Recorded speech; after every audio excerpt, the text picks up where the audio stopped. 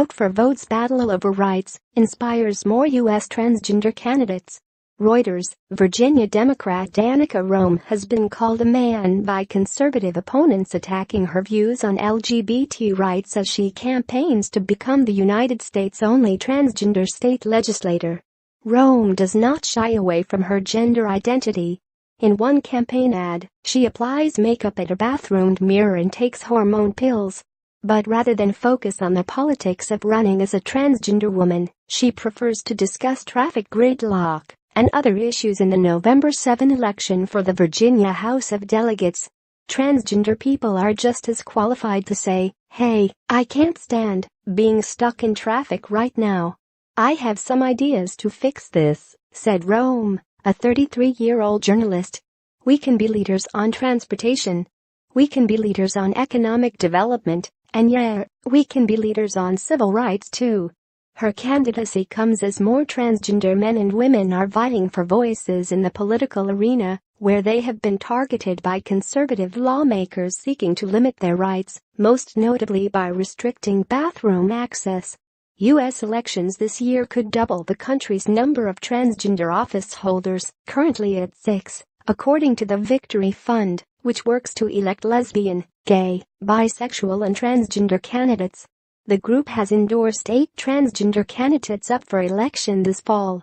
A transgender man and woman are running for city council in Minneapolis, a mayoral race in Midvale, Utah, and school board contest in Erie, Pennsylvania, are among the other contests with transgender candidates. Nearly 30 races in the 2017-18 election cycle already have a transgender candidate, up from 13 in 2015-16, according to Logan Casey, a research associate at Harvard University tracking them. The community's electoral push comes as Republican President Donald Trump's administration has reversed guidance to public schools on allowing transgender students bathroom choice and wants to ban transgender people from military service. Other minority groups also have battled discrimination through gains at the polls. But transgender candidates face unique challenges in making their case to voters who often have never met another transgender person, at least not knowingly. "It's sort of a double-pronged task that a lot of these candidates have," Casey said. "They have to run for office and persuade people to vote for them, and also educate them about what it means to be a transgender person." Philip Cunningham, a 30-year-old black transgender man running for city council in Minneapolis, once thought he would have no chance at professional success because people would be put off by his gender identity.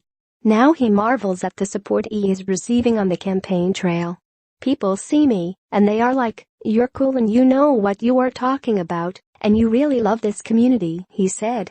In Galesburg, Illinois, a city of 30,000, 23-year-old Chris King lost an alderman's race earlier this year in which she emphasized business development. The card she handed to voters also highlighted the diversity she would bring as a transgender woman of color. She braced for the topic to become an issue at public forums, but it never came up. "I am not 100% sure if that is good or bad," said King, a part-time student and pet stylist, who knows it was discussed privately. "It would open the door for some conversations to happen that need to happen to educate people." In Virginia, Roem seeks to unseat a 25-year Republican incumbent of the House of Delegates who filed a bill to limit bathroom access for transgender people on the same day Roem launched her candidacy. Delegate Bob Marshall and the state Republican Party used male pronouns to refer to Roem. The party recently sent mailers to voters in her district that took issue with her support for school policies supporting transgender youth, suggesting she wanted to push an agenda on students as young as kindergarten. The mailers absolutely do not attack Danica's gender identity, John Finley, executive director of the Republican Party of Virginia, said in a statement.